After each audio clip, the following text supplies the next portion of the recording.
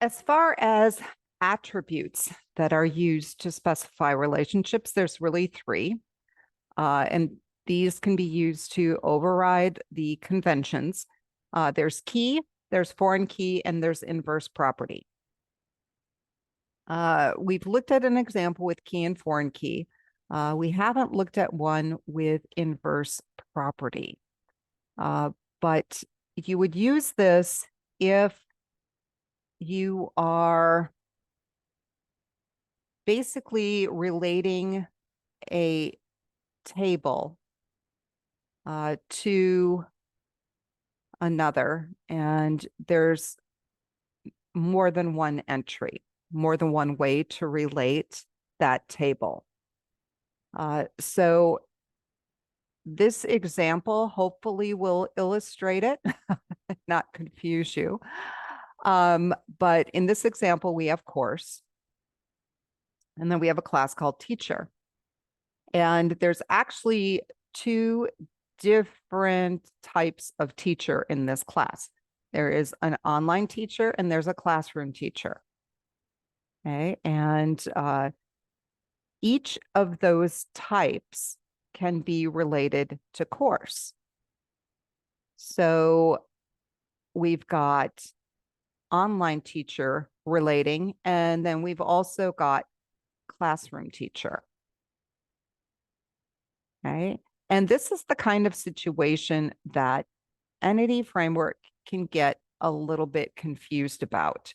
This is where you would use the inverse property to help you out, because it's going to make a guess about what the foreign key would be because you didn't specify it.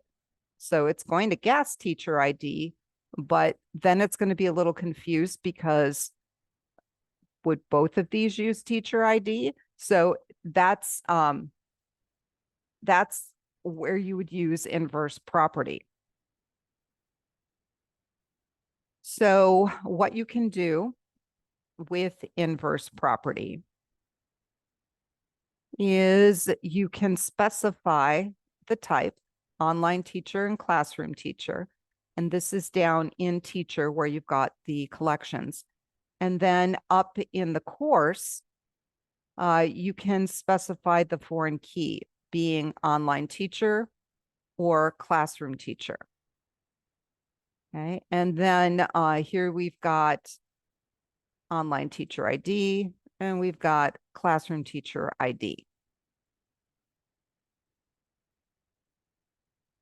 Okay, and it's all coming from teacher, teacher ID and name.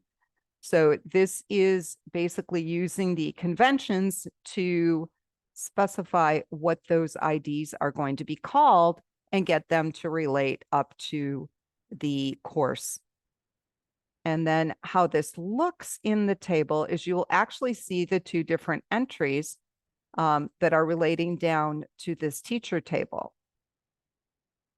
Okay, and so the teacher ID is obviously going to be different for the online teacher and the classroom teacher. And you'll notice that both of these can be null, which makes sense, right? Because if you've got an online teacher ID, that classroom teacher ID is not going to be filled in. So it's going to be kind of one or the other.